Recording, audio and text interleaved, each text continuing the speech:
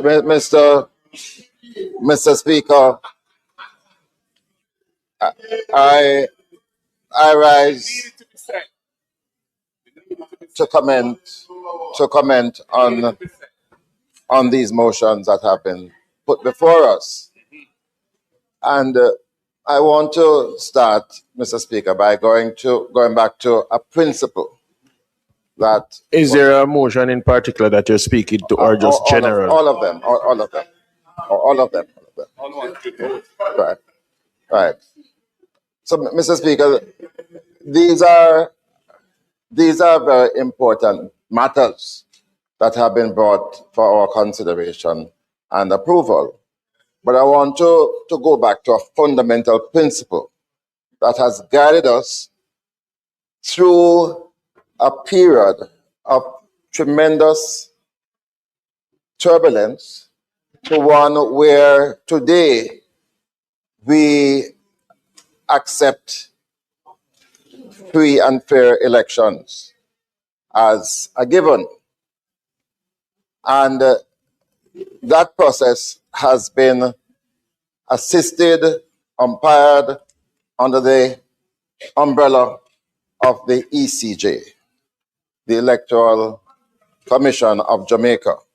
And as a parliament, we have been very careful not to proceed with anything that will affect that law, the Representation of the People's Act, which is properly administered by the ECJ, without getting them involved, without consultation, without seeking their input. And it is for good reason. Firstly, both our parties are represented at the ECJ.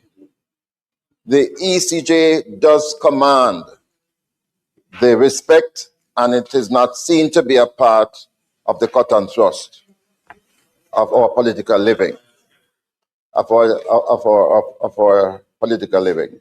And Mr. Speaker, I would be loath to proceed to approve these motions, and some of them are very important and fundamental, without hearing, firstly, the considered input of the ECJ.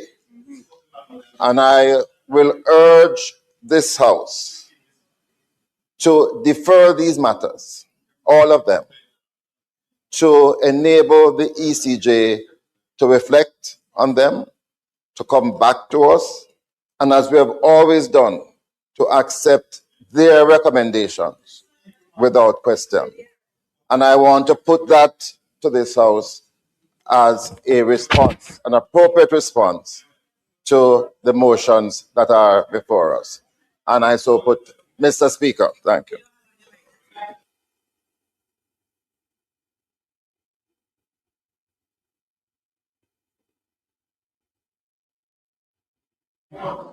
Member from St. Mary's Central. Microphone.